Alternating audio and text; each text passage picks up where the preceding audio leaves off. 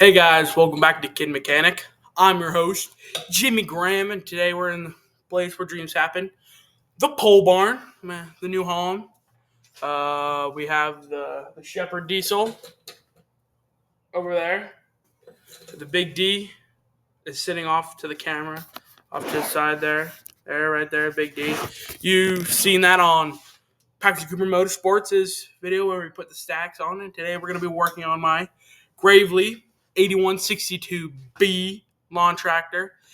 We're going to be just cleaning the carburetor and putting it back on. That's just about it. So now we're here, carburetor. This is just the carburetor. It has a 16 horse single cylinder Briggs and Stratton engine in it, which is been put in. The original motor that was in it was a twin cylinder Onan 16 horse engine. The one that was in it previously blew up tragically. So now it has a Briggs and Stratton, which they're a little bit more fuel efficient, but much lighter since it is a single cylinder. This isn't the original carburetor. This is a El Cheapo from Amazon.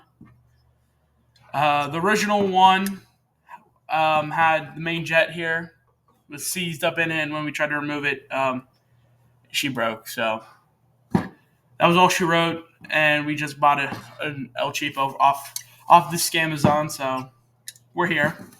It gets the job done, but every now and then you can realize when it's down on power because of the carburetor being gummed up. So my plan for today is just take everything off, clean it real good, put it back together. We have the trusty brake clean, some rags, and the impact in case anything gets nasty. But mostly I'm going to try to keep it hand tool so we don't strip anything. And I'm going to try to walk you guys through the best I can on what everything is, how to do it, and all that. So first things first, here's the carburetor. This is the intake where the air goes in. This is, you could say, like the exit port where it goes up into the engine. So it goes in through here, up. Air goes in through here, mixes with the fuel in here, comes up out of here into the engine. This is your throttle here. This is at idle. This is wide open. And then your chokes here on the side, controlling a little butterfly valve right in the middle. My plan is just to take it off, check the float out, everything, take the needle and seat out, clean it all up, take the jets off, clean them up, and then put it back together and put it on the tractor and see if she runs. That's basically about it. So we might as well start digging into it. The first thing I'm going to do is just start taking off anything that holds it on. This holds the choke on. This screw here I'm taking off. It's not really that important, but it is nice to keep up and out of the way. I think the second thing I'm going to take off is just start taking things off. This here is a spring compressor for the choke. It just keeps tension on, so it doesn't always want to come out. Won't be able to come out, but it's good to take it off because then you can get in here and clean it real well. Another thing is you're going to need a 7/16 wrench. I'm pretty sure no half-inch. You're going to need a half-inch wrench to take off this main jet here. I just take and I twist it, and I just take the whole works out. I want to lay a rag down because she might get messy. I mean, you should always lay a rag down. But pull this off. This is your jet here. That's your jet. I'm not going to unscrew it because I don't know what I have these set at. I haven't touched this thing in a little bit. But it's good to still take them off, and I'll take it and set that out of the way and look up in there. It looks dirty. Ooh, there's the old gas. I haven't ran this thing since last winter. And I ran it a little bit in the spring, pulling around the fertilizer spreader. But even I could realize it was still a little gummy. So we're going to take and give it a good spring cleaning. The next thing, I'm going to pull this piece off here, so I can get to the float, which is the float needle seat and the secondaries. Well, the secondary jet, you could say, not the actual secondary. Oh, it's not right. But gonna need a screwdriver, like always. Take it on there. This one's gonna need a flat tip, maybe like a number 2 flat tip. And then just Go and take them and put it on there. Crack them loose. Put it on there. Crack them loose. Put it on there. Crack them loose. That cracking noise it's a good noise in some cases. If it cracks and then just starts spinning freely, that's bad. But if it cracks and looks like it's coming up out, then it's good. But sometimes with these, they corrode weld themselves together. Like I think it's like aluminum and bronze or something. If they get in the weather and stuff, they start to corrode, and when they corrode, they start adhering themselves to each other, and then you're screwed. But luckily, not for this. This thing seems to be doing okay. But I'm gonna take it all apart, clean it. I don't know. My dad went through this carburetor really well before we put it on the machine because it is from Scamazon, and some of the things we had to take off the old carburetor and put on here because it's Chinese units and not American. I don't know why I'm hating on the Chinese. It's all from China. So China, love Trump. Now you don't want to ruin your gaskets. You want to try to save on them. So I'm gonna try to slowly take it just one. Do it all 1, 2, 3, 1, 2, 3, 1, 2, 3. Gotta get some upward motion sometimes there. That was the trick. Now, may I note the other fact that I do not have a carburetor rebuild kit for this thing. So I'm going to try to save on it the best I can. Because I'm not trying to ruin this. If it goes, then it goes, and I have to wait. So right now, I know why. Never listen to me. Reason why it wasn't coming out is because the main jet's still in it. I never took the main jet out. That could have been bad. I just hope it isn't bad. And it isn't. Okay, we're good. Oh, that was scary. If that would have been bent, then we would have been screwed. But it isn't, so we're still good.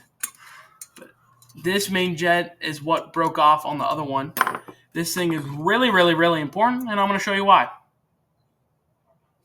That's why. See how big this mofo is? That's how big it is. And usually on these little porises, yeah, I can see it now, get clogged up with dirt over time, and you have to take them and blow them out. Now this should come right off. There we go. And it actually don't look too half bad in here. So I think just a little bit of TLC, a little bit of carb clean, I think we should be able to bring her back around. Okay, so I'll set this down. I'll set the main piece over there. We're just going to focus on this piece for now. And then we'll get into this piece. So we can close up the drawers and grab your brake clean. Right now I'm using the CRC brake clean. I think this is the stuff from like Napa or something. I don't know. I would hope Napa would sponsor me. I'd love for Napa to sponsor me. But tiny channel. Napa is never going to sponsor me. If they did, I'd love it. Love Napa products. Batteries. Everything from Napa I love. I have like 8 Napa hats. Love Napa. And you're going to want the straw too. The tip is to take it and put a little slight bend in the top there. And then take and put that slight bend into it and put it down. So now you have a slight bend in your can, which makes it a little easier. I'm pretty sure this stuff is from Napa. But this is the flammable stuff, so this is the good stuff here. So we're just gonna take it and just and make sure you don't get any in your eyes. If you get it in your eyes, then it's gonna burn like heck.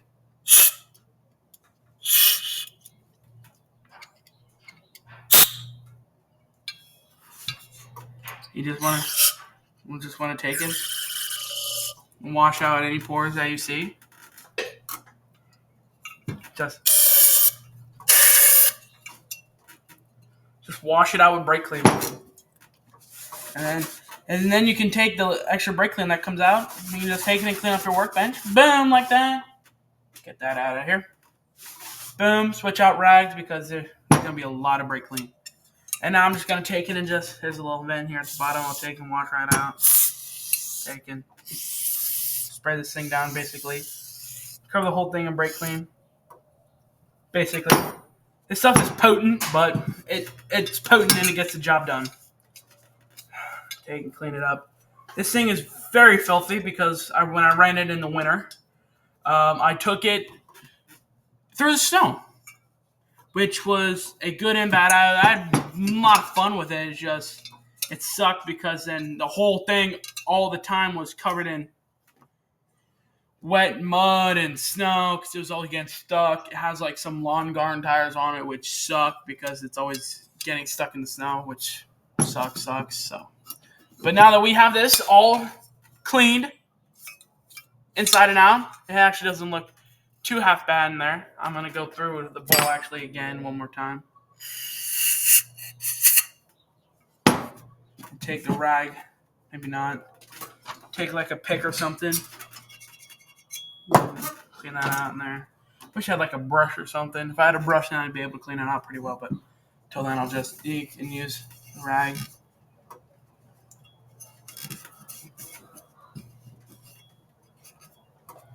Now, as of right now, I am recording this video on Sunday, the 13th of April. But I think I'm going to have it come out, I think, that Wednesday. What is that? Is that gas? Brake clean? I couldn't tell you.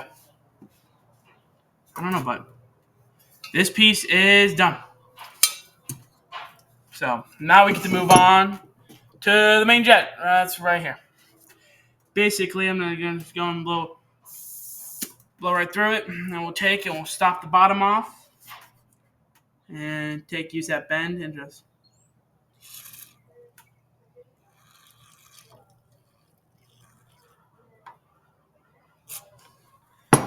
blow brake clean right through it.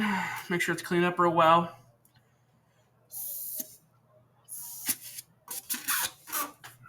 Make sure not to get any brake clean in your mouth. So it's very toxic. I'm going to clean this up real well. And then slowly just start masking off holes with your fingers. And making sure you blow each of them out and make sure they're clean. Look in here now. I think all these holes are good. So I think this should be okay.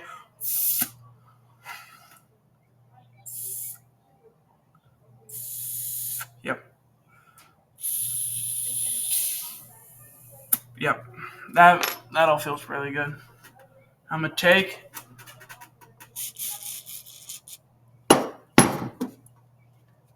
this down, clean this up real good. Clean the tip of this jet off. Sometimes they get gum up and not gum, but like dirt and grime up in there. And it sucks. And they get all dirty. It's like, ew. Like I had one that had like this black goo in it. It was like, ew. Okay, now we get on to this piece. This is the most important piece out of the whole thing because this is where the magic happens. First thing I'm going to do is I'm going to take and set it butterfly down. Sorry about that. If there was a bit of a jump cut, my dad came over and asked if I was doing, make sure everything was going okay and make sure I wasn't actually making like a bite bomb or something. I shouldn't say that. Probably going to get taken down by YouTube, but I don't care. If it gets taken down, I'll re-upload it again and again and again. We got some baby needle nose pliers here. I'm a doctor. The doctor's in. I'm a hustler, baby. And you take that out, and now there's like this weird springy piece on there, but you just gotta. There's a bit of a gummy dirt on top of the needle there, so I'll just put a little bit on there. Pull it out.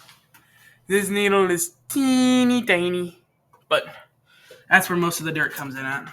Now you can take that and weave the springy piece back up in there. And hold it tight. Just gotta get it up in there until it's in there. And then that's how she'll sit. I'll show you guys. There you go, like that. And then that's done and out of the way. Now we get to work on another piece. Now this gasket here, I'm gonna try to pop up off here slowly. There we go. Oh, come on. There we go. Got that gasket up out of there without ripping it, which is a plus. Now I get to go through and take this rest of this apart and not try to drop my tool, but that's a half inch. We don't need a half inch. We need 7/16. 7/16. I'm just taking everything off that is on here and make sure I have a good chance of making sure there is no way of dirt, getting in here. Let me try to get up in there. That's that. Remember that black stuff I was talking about? That's the same stuff that was on there. Try to get focus there. That black stuff up on there. Could also be another reason why. But there is a main jet on the backside here that I want to take out and look at, but I don't want to ruin it. If I count how many turns, I think I should be fine. So, but I don't trust myself. So we'll just. My dad has it set up, and I'm not trying to ruin this tractor by thinking with it. So we'll just clean it real well with brake clean. Yeah. Remember I was talking about not to get it in your eye? This is learning. Is my eye red? I don't know. It's running down my hands and stuff. It feels cold. It just dries your eye out. But that's what I'm talking about by not getting it in your eye. I literally got it in this eye. But that's fine. You live and you learn, and I've been living and learning a long time. So, hey, it's clean, though. I'm going to try to... I don't know how one would change the C here. You might like prying up on it. I don't know, but there's a little bit of debris in there. So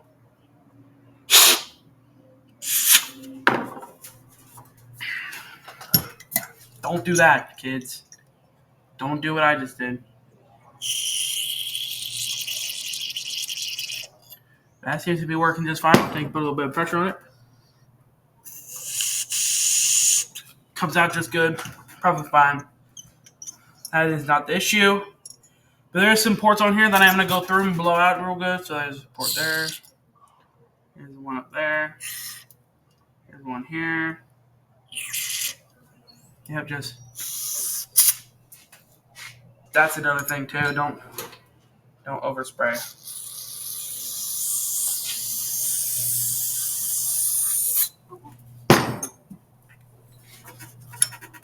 This is going to make this thing look brand spanking new. Just Kin Mechanic-fied, you know? Give it a good shake. Make sure you get everything out of it. And you just put it in there, give it a good squeeze. And we're good. It's actually this is a simple carburetor trick. I've learned this by watching many YouTubers. But I take it and you drop the needle seat down in there. You drop the needle there in there. And you put your rod back in there. You put your rod back in where your float sits. Put it back in, make sure it's even. So now when your float moves, it should be pulling your needle up out there. And you let it drop. And you blow on it. You hear that noise? That means there's air coming out. And the way you can test it is blow air through and slowly push up on your float. And when the float stops, and when the float goes up all the way, the air should stop. If the air keeps going, that means your needle or your seat's bad and it's letting fuel by flooding on your engine. So let's test it.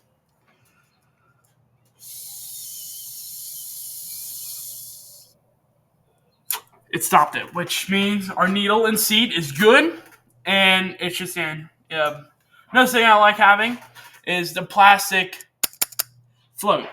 Think about having a metal float is the metal can crack or get pinholes in it, and then it leaks and fills up. Cork floats never really last that long because then they wind up being not waterlogged, but fuel logged, and then they get covered in like some goo, and then they sink.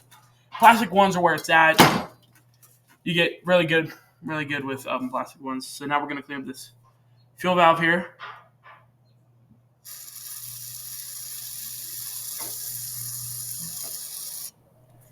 Clean this up good.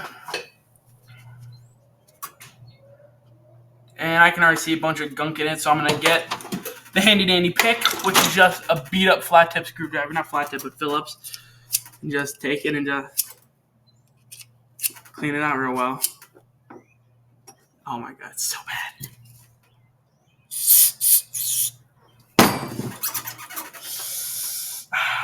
Can't let this stuff go really long, but take and clean up.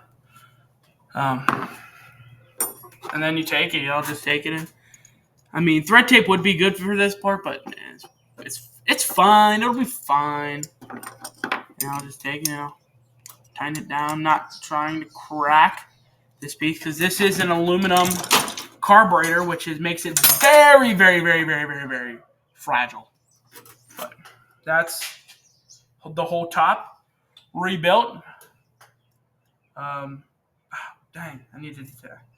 I'm gonna take this flip back off because I need to put the gasket back on that I didn't put on. So we'll pop that float off there. I'll put this gasket back on here because you can't put it on with the float on, which is a dumb move made by me. And then we'll take and drop the needle back into the seat there. Take our pin, wherever I set it last, right here, and we'll just put the needle back in here. Not the needle, but the pin. And just even it up there. And that's the top there, put back together. Now time to put this bottom piece back together. I'm going to start here with the choke.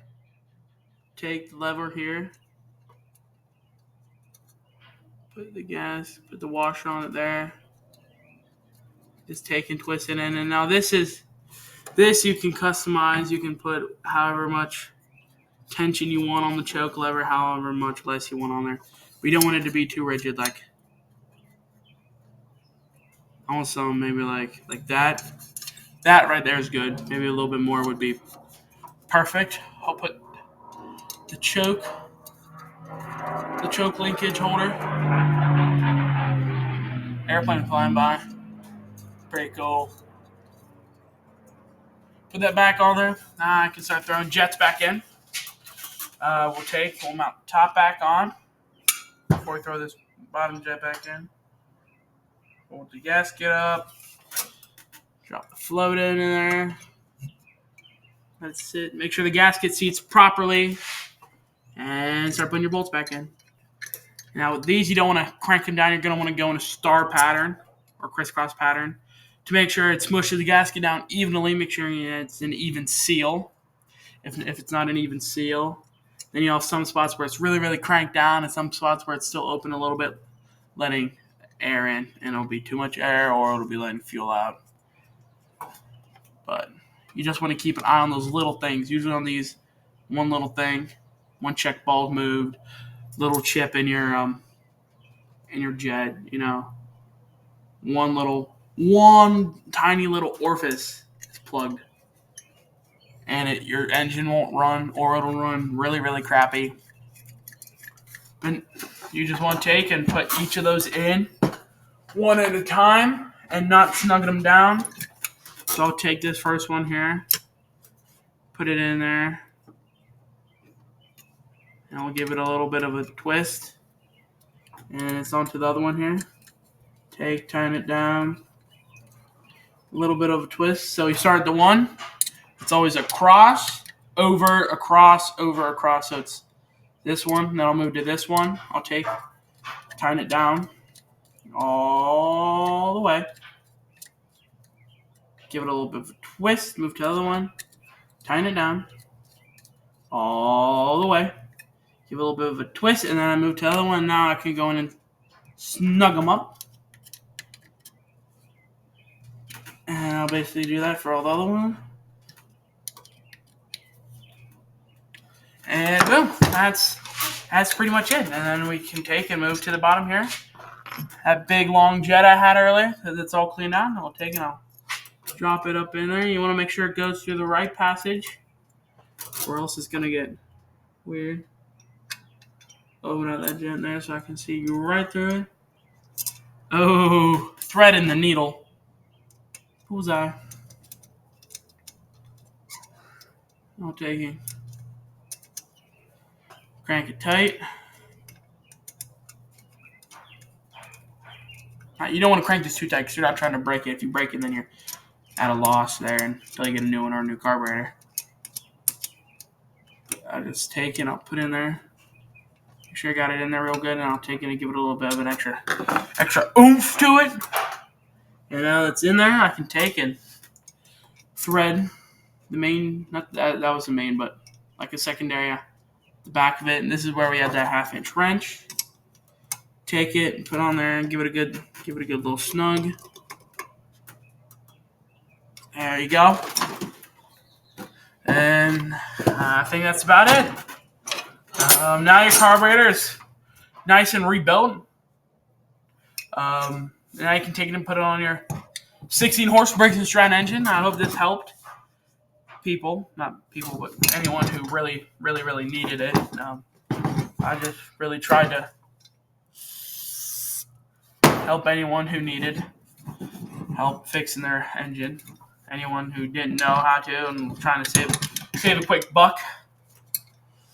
Most of the time, you don't need to go out and spend carburetor rebuild kits. Most of the time, you'll be perfectly fine taking it apart and putting it back together, making sure it's clean and everything's good. But sometimes it also doesn't hurt going out and spending the extra buck and picking up a carburetor rebuild kit. With these ones, most carburetors, you want to be able to run them with no choke. If you have to run them with choke, then there's something wrong. Usually sometimes in the wintertime, you might have to run them with choke. But if the summertime, if it's like 70 degrees outside and you have to run your engine with full choke, then there's something wrong.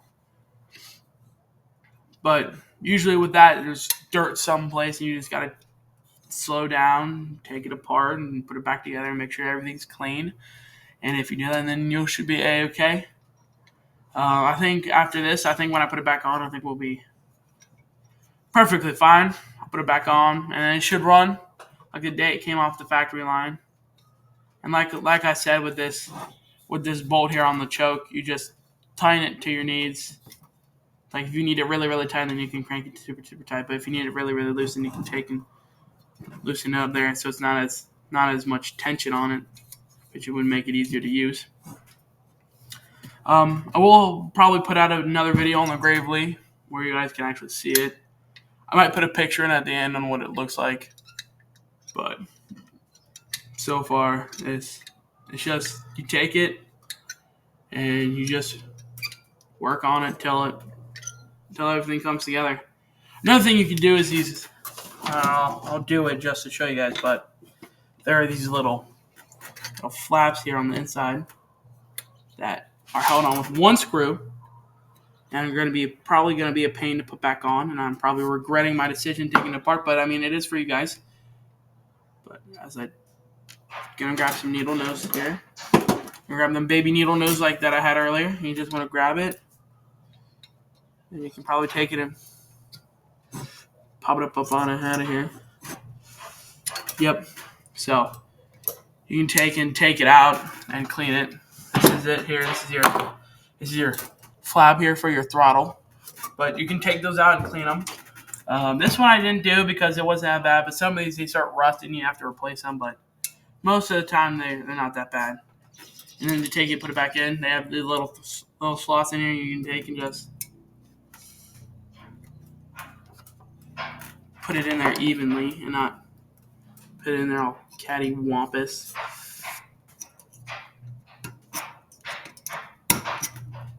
Once you get it in there, it just slots down in there, and then you can take and put your teeny tiny screw in there.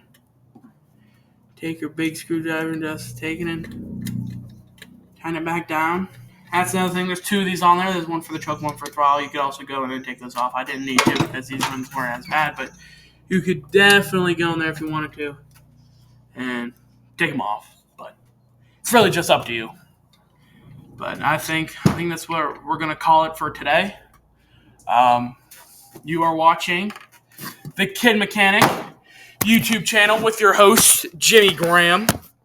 Today all I taught you was how to clean and rebuild your carburetor for your 16-horse Briggs and Stratton single-cylinder engine. A lot of those engines are in a lot of different things. John Deere's, Cub, Cadets, McGravely. but they're everywhere. I have the 16 horse in the Gravely. I have a 5 horse Briggs engine sitting on the shelf from. That's another Expert engine for my go kart that you guys see in the video. But you see them everywhere, and they're really really easy to work on. So, but that's how you do it. Don't forget to drop a comment for any questions or concerns you have for me. Leave a like. I don't know why it likes more likes in the videos. I guess more views. Share this video. Send this video to anyone who might need it, who could gain some experience or anything from this video. And make sure you subscribe to the Kid Mechanic YouTube channel. I'm working on a design right now for some merch, some Kid Mechanic bling. I'll try to get some merch out there you guys can buy. I mean, I think I had 37 when I checked subscribers, but Kid Mechanic merch is pretty cool merch. So I'll have to. I guess I'll call it here. Thank you guys for watching. Stay tuned for any other videos I might be posting. But until next time, see you guys later. Bye-bye.